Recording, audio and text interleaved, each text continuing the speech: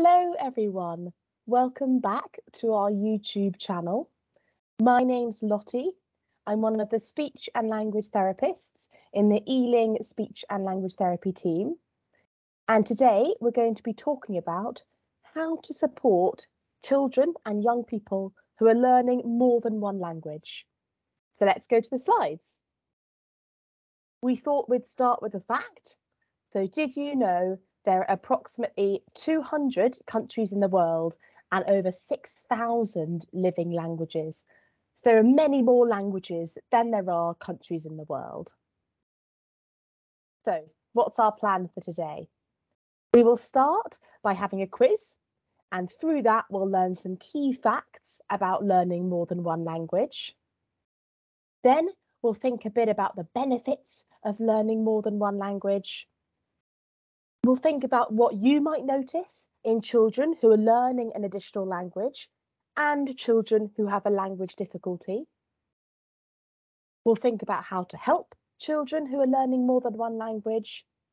And lastly, where to get help if you need it. We're going to start with the quiz. So, there are more bilingual speakers in the world than monolingual speakers.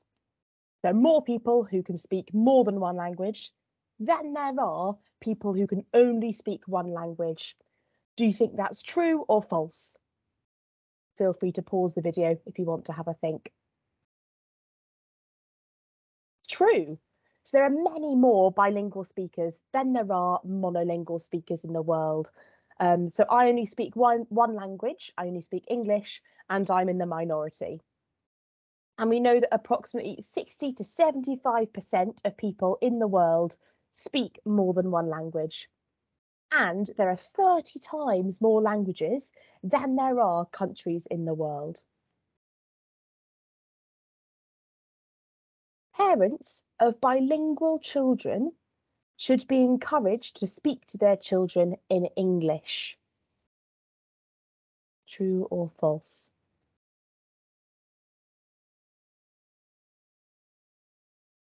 That's false. So this is a question that often parents ask us. Often I meet parents in children's centres or in clinics or at school, and maybe they speak another language at home and speak some English, but it's not their first language. And they ask, what should I do? Should I speak to my child in English or in my home language? And the advice we always give is to talk to your child in the language that you are most confident and comfortable speaking. This is because if you speak to them in your first language, your home language, you'll be giving them the best example of language to learn from. So you'll be using, wide vocabulary, perfect grammar, lovely sentence structure. And it's really important that children learn to talk by hearing a really good example of language. So yeah, if there's going to be a thing about a few key messages from today, this would definitely be one of them. To speak to your child in the language you feel most comfortable speaking. There used to be a myth that in a family where two languages are spoken by each parent, one parent should speak one language and another parent should speak the other language. This was based on old beliefs that mixing languages was confusing for children. But actually, there's no evidence for that. The truth is that children can tell the difference between the languages. And so it's definitely okay to mix languages for both parents to speak both languages to the child. That's totally fine. And it won't have any negative impact on their talking. Okay, next question. Speaking another language does not cause a speech, language, or communication difficulty. True or false? This is true, and this is also something that parents or practitioners often ask. They wonder, if I'm if I'm speaking more than one language, or if my child is learning more than one language at a time, is that going to be confusing, and will it cause them to become behind with their language development? And the answer is no. So we know that there's no evidence that speaking more than one language causes or contributes to any communication difficulty. And we know this because, as we said before, over 2/3 of the world's population are bilingual. But not everyone who is bilingual has a speech language communication need. The number is far lower than that. Next question. Children should not mix languages when they are talking. True or false? This is false. So children and adults change and mix up languages when they're talking, and that's very normal. And people may do this for a few different reasons. Maybe they can say something more efficiently in one language than another, or maybe they can explain something better in one language than another.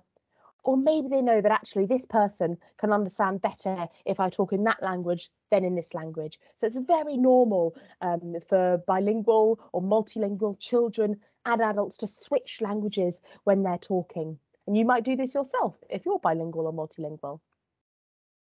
And children can tell the difference between languages at an early age. So you yourself at home, you can switch between languages, and that's okay. Having another language at home doesn't affect a child's ability to learn English at school. True or false? This is true. So all the evidence shows that having a good, strong foundation in the first language supports the learning of a second language. So children will learn English easier when they get to school if they've got a really strong foundation in their home language, whatever that may be. So that's the quiz finished. Hope you found that useful. We're going to spend the next little bit of time now thinking about a picture in Ealing. So of course, some of you watching this might live in Ealing or work in Ealing. Some of you might be watching it from other places around the UK or the world. So definitely a good idea to maybe do some research and find out what the most commonly spoken languages are in your area. So in Ealing, after English, the most commonly spoken languages are Polish, Punjabi, Somali, Arabic, Urdu and Tamil. And Ealing is the third most ethnically diverse population in the whole of the UK, which is amazing. And we also know that 61% of children attending Ealing Borough schools do not have English as their first language. So we're going to think now about what the benefits are of learning more than one language. Why is it a good thing?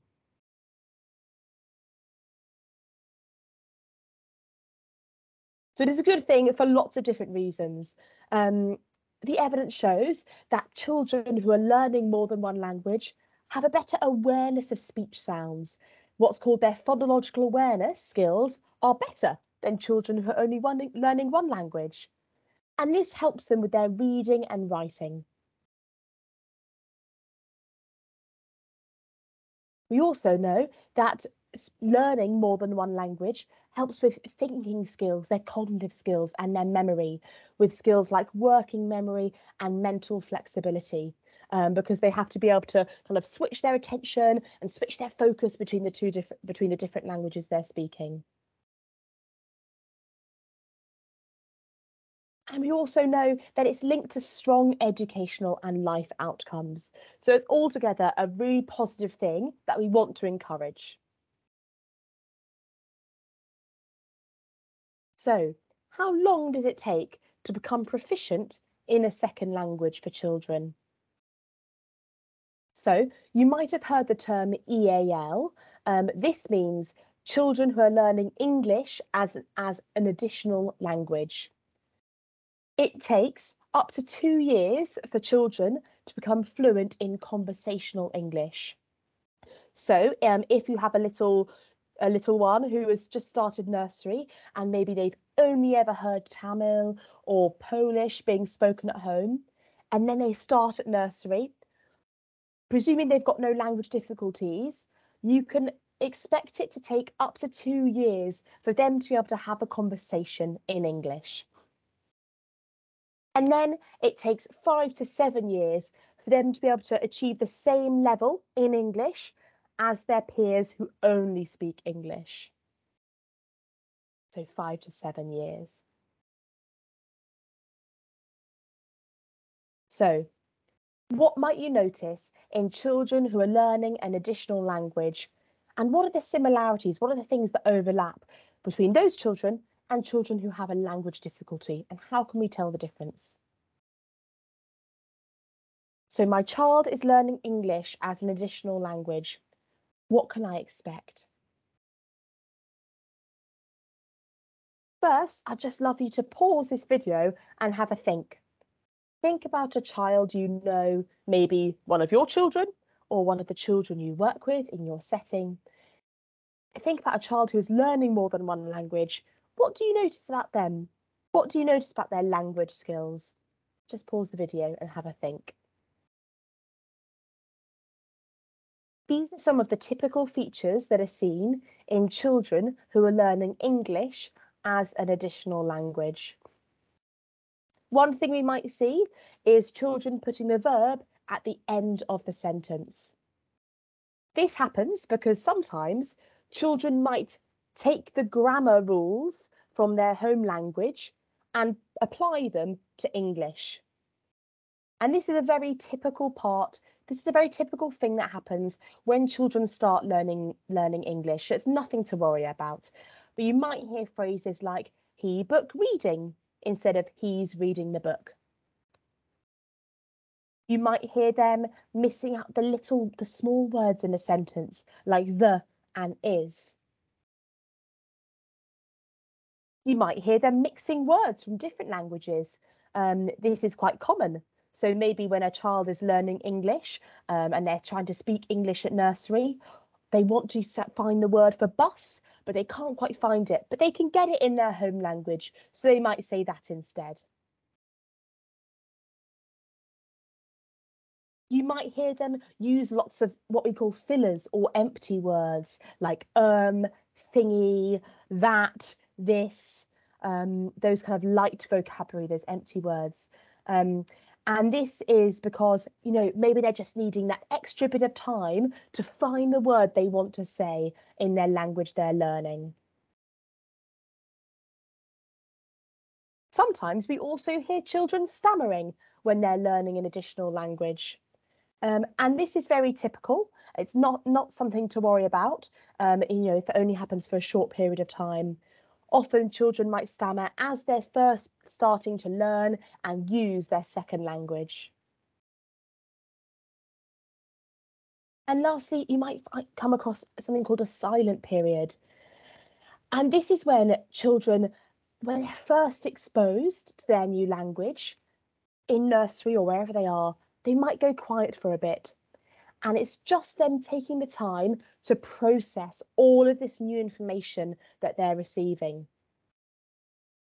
Typically, it lasts under 6 months, so 1 to 2 terms. And yeah, it's time that the bilingual child is just absorbing all the patterns and the meaning in their new language. What's important to think about here is to try to untangle it from something called selective mutism, which is a phobia of talking in some situations. Some children might not be talking at all in some settings, but be talking really comfortably at home. And this can look a bit like the silent period. So if you have a child in your setting, or if your child at home is talking okay at home, but not talking in one setting, for example, in their nursery, and this lasts longer than 6 months, then it's a good idea to get in touch with us. So all of the features that we have just talked about are typical things that you might see in a child who is learning English as an additional language. They're not anything to be concerned about. But there are some things that we might see in children who are learning English as an additional language, but they can also be signs that a child has a speech, language and communication need and needs some more help with their talking. So let's talk about those. Using lots of gesture is the first one. So sometimes if a child is finding it difficult to find the words they want to say in their home language and in the language they're learning, they might compensate by using lots of gesture to try and get their message across. They might use learned or repetitive phrases out of context. They might find it difficult to remember and use new vocabulary, whether that's in their home language or in their new language that they're learning. And they might also need help to use language in social situations. So they might find it difficult to have conversations with friends or join a game that someone's playing.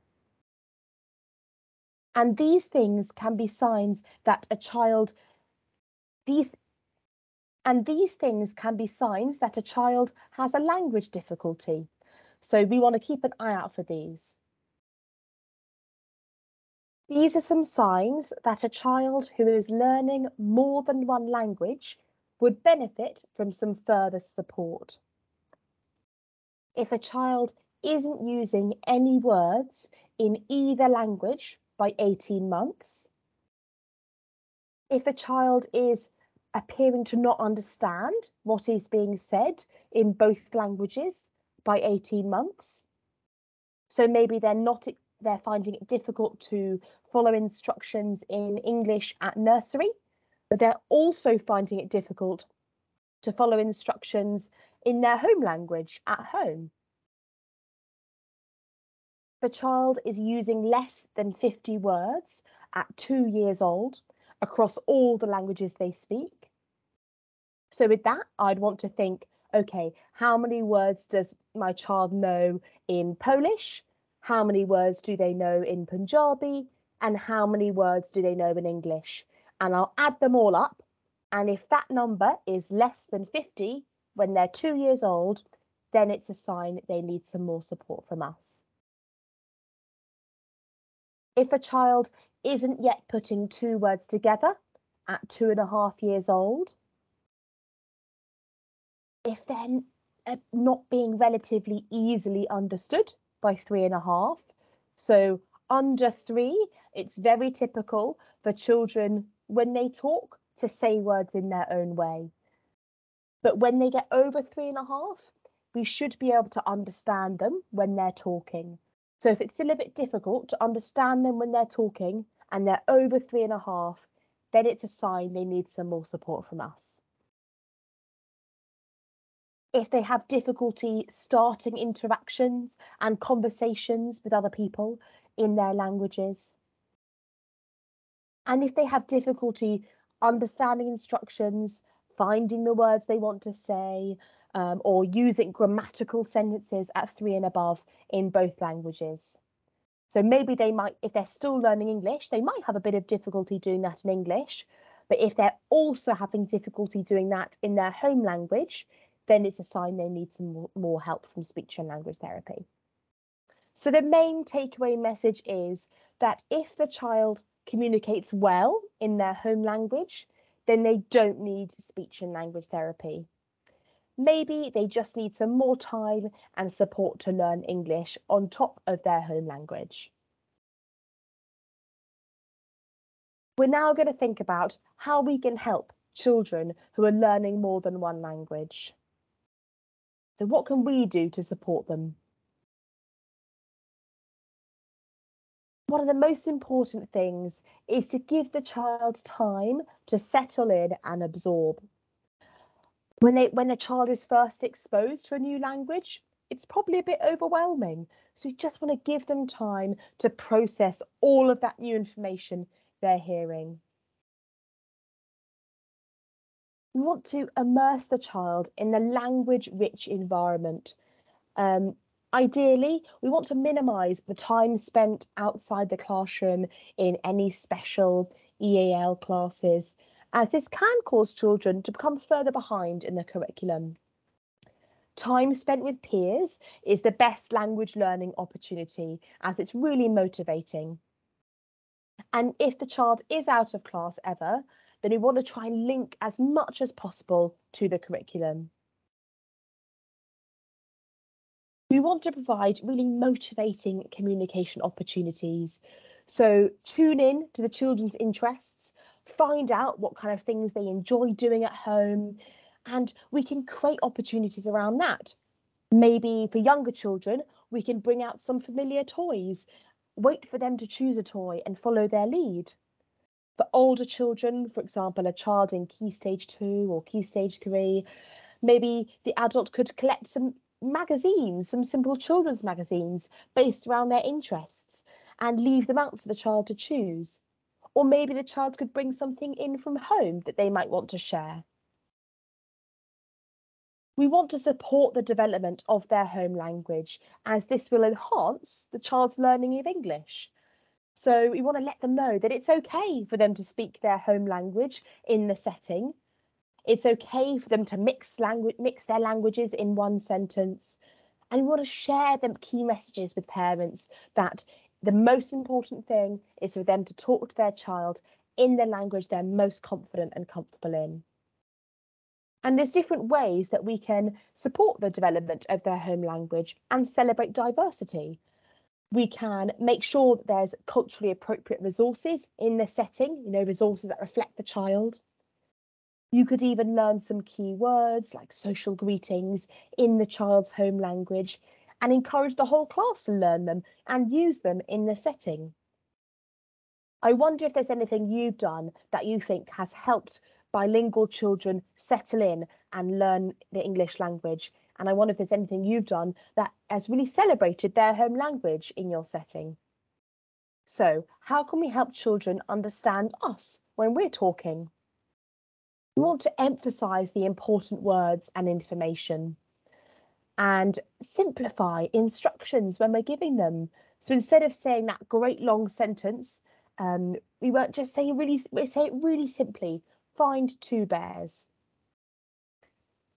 It's also a good idea to gain the child's attention before we give instructions and make sure that they've switched their attention and they're looking and listening to us before we start talking. Slowing down our rate of speech is also a good idea because it just gives them that additional time to think and process what we're saying.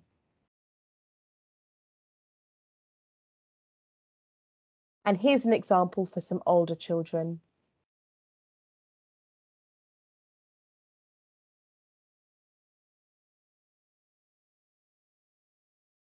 You can also use visual cues to show the child what you mean when you're talking. So there are two different examples here. The word predict is quite an abstract word. So the visual there just clues in the child as to what you might mean and what you're asking them to do. You can also help the child understand you by using your body, using your facial expressions, your gestures, any Makaton signs that you know, as this will help them, again, see what you mean. You could provide some visuals that they can use to request things, to let you know they don't understand, or to tell you how they're feeling.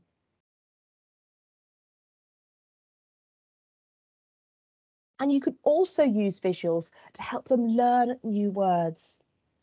So this is an example of a word hand.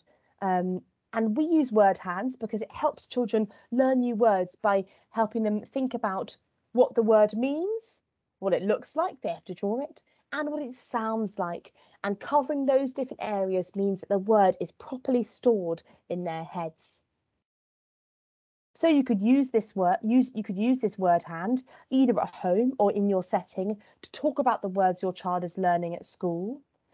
And you talk about them in your home language as well to help your child make those links. So you could think about what the word sounds like. What does it rhyme with? What's the first sound? How many syllables does it have? What does it mean? So you could look it up in the dictionary or on Google or look at pictures of the word. You could draw it. Say a sentence using a new word so the child can hear it in context. And then finally act it out, as this really, as using gestures often helps children recall the words they need. Here's an example for the word tropical. So we've got the word hand in English on the left-hand side and the word hand in Spanish on the right-hand side. I'll just give you a minute or two to look at that.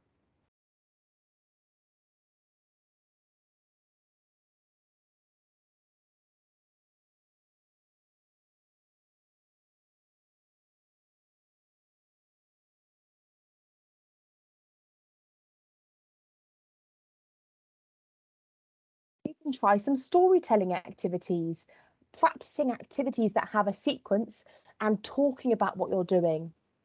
So first, you would talk about the plan. What are we going to do? First, we'll beat in the eggs, next the sugar, next the flour, then last we mix in the oven. Once you've talked about the plan, you would do the activity. And as you're doing it, you would describe what you're doing using the sequencing words first, next, then, and last. Then, once it's done, you can review. So the child can describe what they've done in the correct order to someone else. You could even take photos as you're doing it, so the child has some visual prompts. Those storytelling activities are really good ones to practice with children, especially as they get older. Being able to describe something is a really useful skill. Often parents want children to describe what they've done in their day at school. And also for things like if there's something happens on the playground, it's important for children to be able to tell their teacher what's happened. So these are really good ways to practice that skill. So now we've covered how to help children who are learning more than one language. We're now going to let you know where you can go for some extra help if you think your child needs it. So my child has difficulties speaking and understanding in their home language. What can I do? There's lots of different people you can speak to. You can speak to your child's health visitor, GP, children's centre staff, staff at their nursery or school about referring to speech and language therapy. And if you live or work in Ealing, you can call our advice line. Your child doesn't need to have a referral for you to call our advice line. It's totally fine for you to just call and ask some advice or ask some questions. The number for our advice line is in the description box underneath this video. So, coming to the end now, I'd just love for you to take a pause and think, what are your key takeaways from today?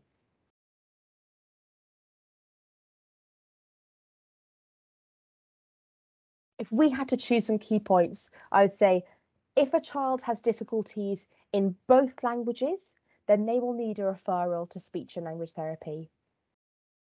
And the message we always want to share with everyone we meet is to speak to children in your home language to provide that good example. This will support their language development. Lastly, you can sing, chat, read, play, and joke around in your home language with your child. Talk about the words your child is learning in nursery or school in your home language. And all of these things will help them feel part of their cultural heritage. Lastly, just some useful websites and campaigns to let you know about. Obviously, they're all on the screen there, and they're also in the description box underneath this video. Just going to draw your attention to two. Our Speech and Language Therapy Facebook page, which has lots of tips and advice and story time videos and loads of other exciting things on there. And then also Tiny Happy People, which is a campaign run by the BBC. They have a brilliant Instagram page with loads of tips for children under 5 about communication, but also about lots of different other areas of development too. So really worth checking that out. Thanks so much for watching. If possible, we'd love to ask for your feedback about what you thought about this workshop, what you liked, what you think could have been better. So if you wouldn't mind heading to our Google Forms link, which is again in the description box under the video, then your feedback would be really useful. Your feedback means that we can keep these videos freely available to watch online.